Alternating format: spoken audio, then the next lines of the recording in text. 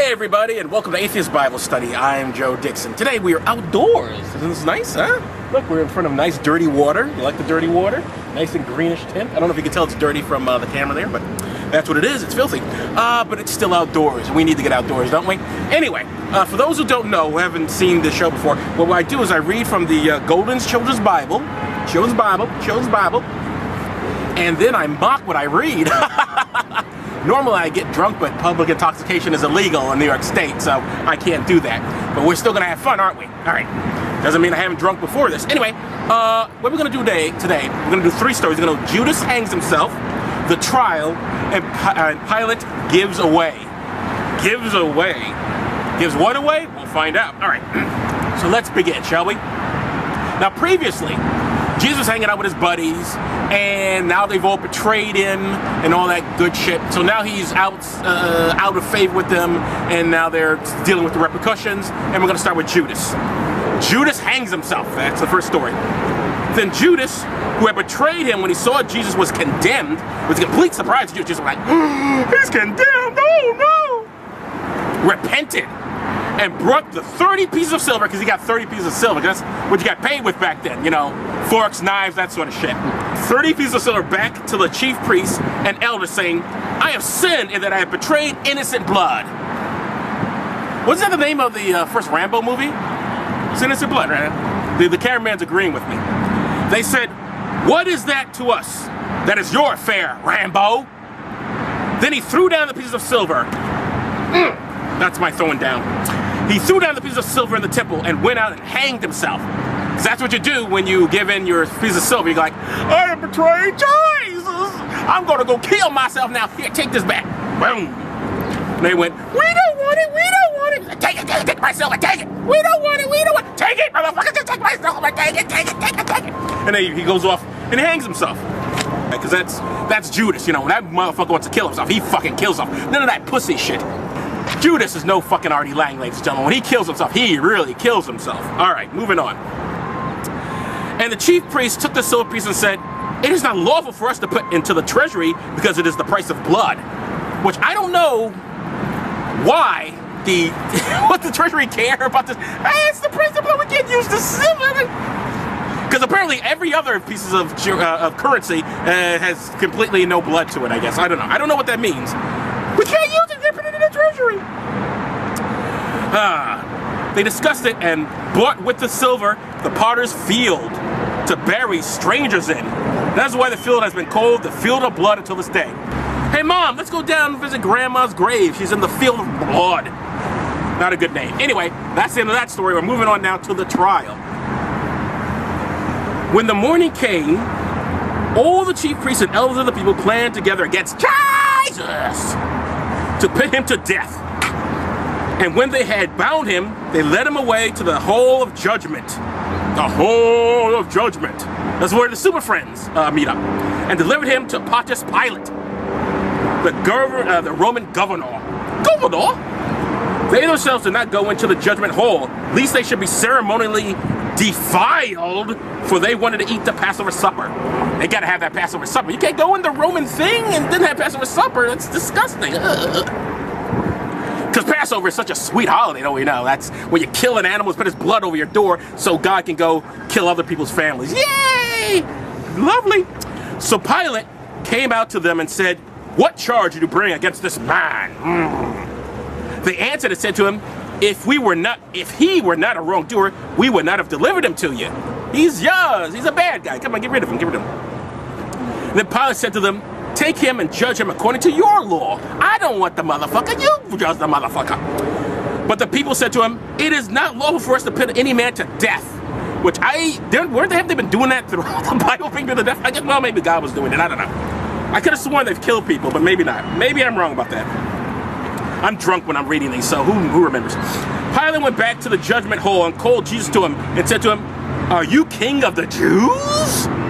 Which is awesome. That was like, I don't know if you know this, but that was the original name of Seinfeld. It was going to be called King of the Jews, but he went to NBC and said, hey guys, I'm going to have a show. The King of the... All right, this sounds more like a Jackie Mason. I'm going to have a show called the King of the Jews. And they said, what? What? The king is going to be the king, you know, the Jews. He said, we can't name a show that way, you nuts? So they didn't do it. And they named it King of Queens instead and didn't even make it about Seinfeld. Anyway, moving on. Jesus said to him, are you asking this of yourself or did others say this about me? Because Jesus can never answer direct questions. Everything's got to be a fucking question with this dude. Pilate said, your own nation and the chief priests have delivered you to me. What have you done? Jesus answered, my kingdom is not of this world. And then he batted his eyes. It is my kingdom whereof, if my kingdom were of this world, my servants would have fought against my being delivered to the people. No, my kingdom is elsewhere. Elsewhere. And Pilate said, what the fuck are you I just asked you, do you consider yourself a king or not?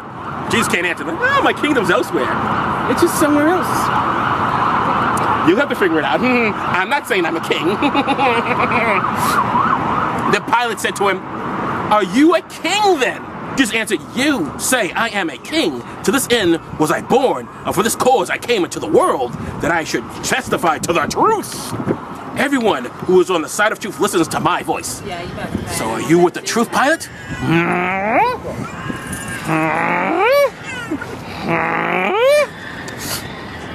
And that's the end of that story. So we move on now to Pilate gives way. And Pilate said to him, what is the truth? Which is a good question. What do you mean by truth, Jesus? Then Pilate went out again to the people and said to them, I find it. He didn't wait for Jesus to answer the question. He said, what is the truth? Then he moved on. All right, this is what's here, people. It's in the book, I swear. All right. I find in him no fault at all, which is amazing because if you've been following Jesus, I can find a lot of fault with him. He's a very annoying person. But anyway, but you have a custom that I shall release to you one prisoner at the Passover. Do you wish, therefore, that I release to you Jesus? That's the way he said it. Jesus. The chief priests and elders persuaded the people that they should ask for a notable prisoner, Barnabas, and put Jesus to death. Give us Barnabas. We want Barnabas. We like him. Kill that Jesus. Just kill him up. So they all cried out, saying, everybody in the whole fucking town cried out, saying, not this man, but Barabbas. Barabbas was a robber and a murderer. Am I saying that right, Barabbas? Yeah, whatever. As Pilate was sitting on the judgment seat, which is a hot place to sit, ladies and gentlemen, the judgment seat. Right in the hall of judgment, you're gonna be sitting in the judgment seat. His wife sent a message to him. His wife, not a name. The woman has no, women in this, all right, never mind. We won't even get to that. We discussed this earlier, how people have no names, and women mostly. But anyway, his wife, Pilate's wife, no name, the Ms. Pilate, saying, have nothing to do with that just man, for I have suffered many things this day in a dream concerning him. So she dreamed about Jesus, saying, oh, don't do this. And Pilate didn't listen to her. I don't know. Why is this? No man, when you like, why are you dreaming about another man? What does that mean? What are you trying to say to me, honey? What are you, he doesn't even go, honey, why are you in my business? Don't you have your own work, honey? Why are you, I'm Pilate over here. Don't go, you're the first lady. Do first lady things. So Pilate asked them again, which of the two shall I release to you? Barnabas or Jesus, which is called Christ? And they said, Barabbas. So Pilate said, what shall I do then with Jesus that is called Christ? And they said, let him be crucified. And the governor said, why? What evil has he done? But they cried out all the more, saying, let him be crucified. Just crucify him, crucify him, crucify him already. Stop asking questions, just crucify the motherfucker. So Pilate, seeing that he could not prevail on them, and that there was an uproar, took water and washed his hands before the multitude, saying, I am innocent of the blood that is of this just person. Because that's how you get out of stuff, you know. You're like, oh, I know I'm gonna be putting an innocent man to death, but if I wash my hands, it's okay. See, I try that in court sometimes. I'm just washing my hands. I'm washing my hands. It's all right. Then all the people answered and said, let his blood be on us and on our children, which is great parenting, if you ask me.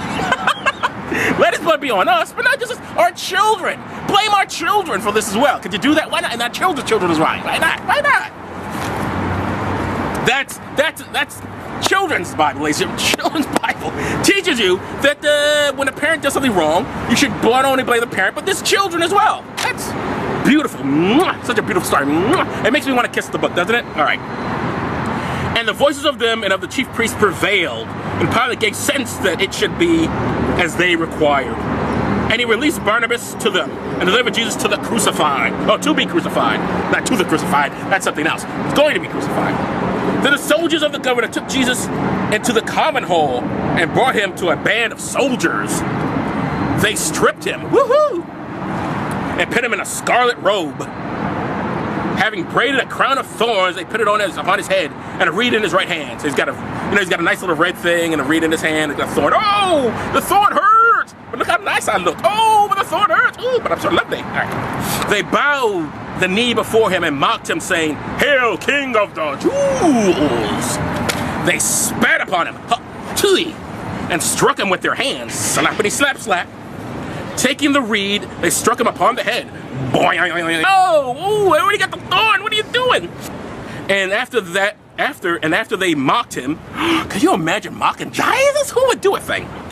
They took the robe off him. Why'd they put the robe on him? I don't know, but they took him off of him again and put his own clothes back on him. Then they led him away to crucify him. And that, ladies and gentlemen, is Atheist Bible study for this day. And it's a beautiful little seashore setting of wonderful New York. I want to thank you all for joining me, and subscribe, please, if you want to subscribe, if you like it. If not, then, all right, what are you here for? Why'd you watch all the way to the end, then? Anyway, thank you very much, and I'll see you next time.